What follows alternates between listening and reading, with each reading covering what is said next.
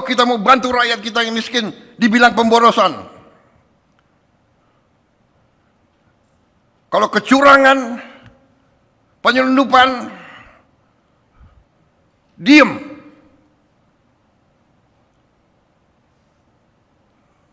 Orang besar kasih kredit terus triliunan. Orang kecil nggak boleh terima apa-apa.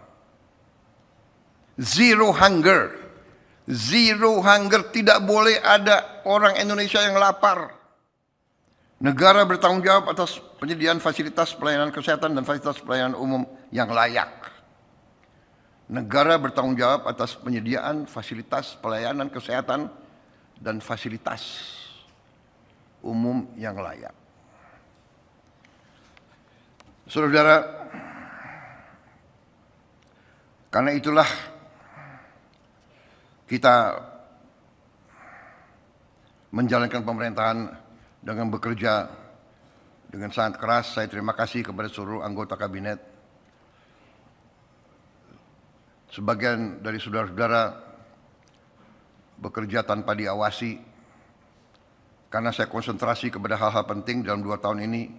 Tapi saya lihat saudara-saudara berinisiatif, saudara masing-masing bekerja, dan bersama kita telah mencapai prestasi-prestasi yang menurut saya cukup membanggakan. Mungkin sedikit pemerintahan di dunia mencapai apa yang kita mencapai. Masalahnya masih lebih banyak. Cita-cita kita lebih besar. Pekerjaan kita masih banyak. Perjalanan perjuangan kita masih jauh. Tapi kita sudah melihat sekarang apa yang kita sudah capai. Bulan ini akan kolaps, bulan ini akan kolaps, bulan ini akan kolaps. Ternyata semakin hari semakin kuat. Semakin hari semakin kuat. Dunia sedang perang. Banyak negara termasuk risau dan panik masalah pangan. Kita sudah duluan swasembada pangan. Masalah energi pun kita menghadapi kesulitan, tapi kita lebih siap dari yang lain. Ini bukan untuk membuat kita lengah. Ini bukan untuk membuat kita cepat puas, tidak. Tapi saudara-saudara, capaian kabinet merah putih yang 110, 112 masalah itu, saya minta dibagikan ke saudara-saudara sekalian, mudah-mudahan ada. Ya, bukunya sudah dibagikan. Sudah dibagikan. Hah?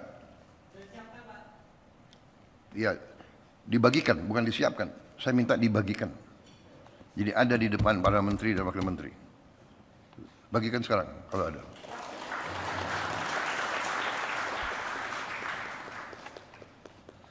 Ya, saudara-saudara, saudara-saudara, prestasi kita cukup besar. Prestasi kita nanti sejarah akan mencatat.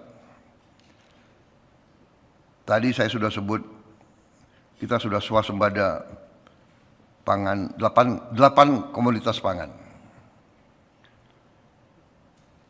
Cadangan beras kita tertinggi selama sejarah NKRI. Nilai tukar petani kita tertinggi selama sejarah NKRI. Kita sudah mencetak atau menghasilkan B50, solar dari kelapa sawit, 50%. Kita tidak import lagi solar. Yang waktu itu banyak juga perlawanan. Ada yang bilang pabrik-pabrik mesin tidak akan dukung kita dan sebagainya, dan menakut-nakuti kita. Kita bangsa Indonesia yang 287 juta ini, pemimpinnya selalu ditakut-takuti supaya kita memimpin dengan ketakutan, takut dengan pasar, takut dengan ini, takut dengan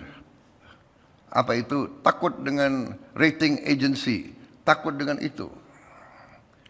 Kita percaya kepada kekuatan kita sendiri. Kita percaya kepada hal-hal yang azazi, yang basic.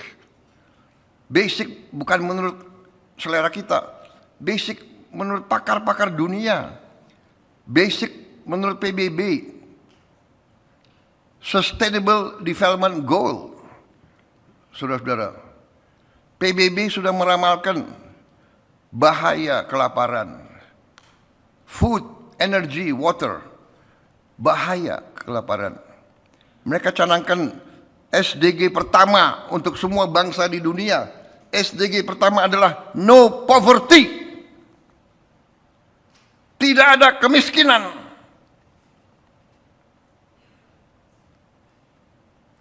Kalau kita mau bantu rakyat kita yang miskin, dibilang pemborosan.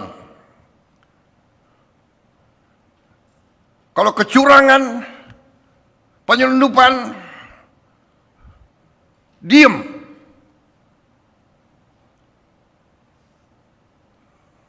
Orang besar kasih kredit terus triliunan. Orang kecil nggak boleh terima apa-apa. Zero hunger. Zero hunger, tidak boleh ada orang Indonesia yang lapar. Saya minta belajar. Kita belajar dari negara-negara lain. Jangan malu belajar. Kirim tim ke India, kirim tim ke Brazil, kirim tim ke Tiongkok, kirim tim ke negara-negara Vietnam. Belajar bagaimana mereka hilangkan kelaparan. Tidak boleh anggota G20 Indonesia ada rakyat yang lapar.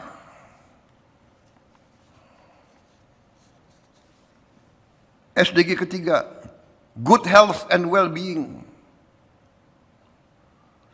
Nomor 4, quality education. 5, gender equality. 6, clean water. 7, affordable and clean energy.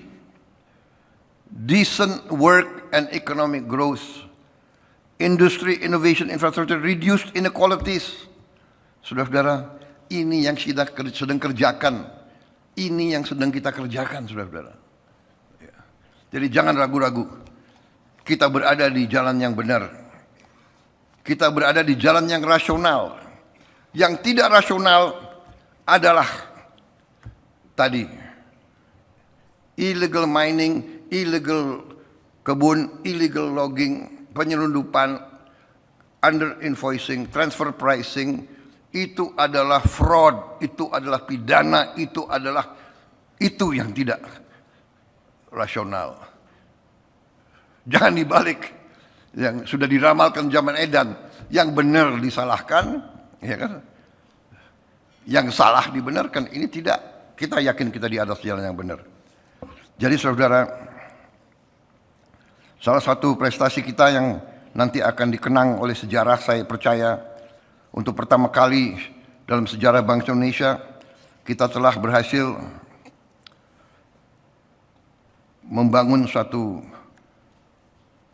dana kedaulatan yang kita sebut Danantara. Dana kedaulatan. Danantara singkatan Daya Anagata Nusantara. Daya energi, Anagata masa depan Nusantara, tanah air kita. Jadi Danantara adalah suatu dana kedaulatan di mana tabungan-tabungan, kekayaan, aset-aset negara disatukan, dikonsolidasi, dimanage dengan rapi. Dan ini menjadi cadangan, ini menjadi energi untuk masa depan Indonesia. Untuk anak, cucu, dan cicit kita. Dan alhamdulillah, kita untuk pertama kali dalam sejarah kita punya dana kedaulatan ini, Danantara ini yang nilai asetnya bernilai lebih dari 1.000 miliar dolar.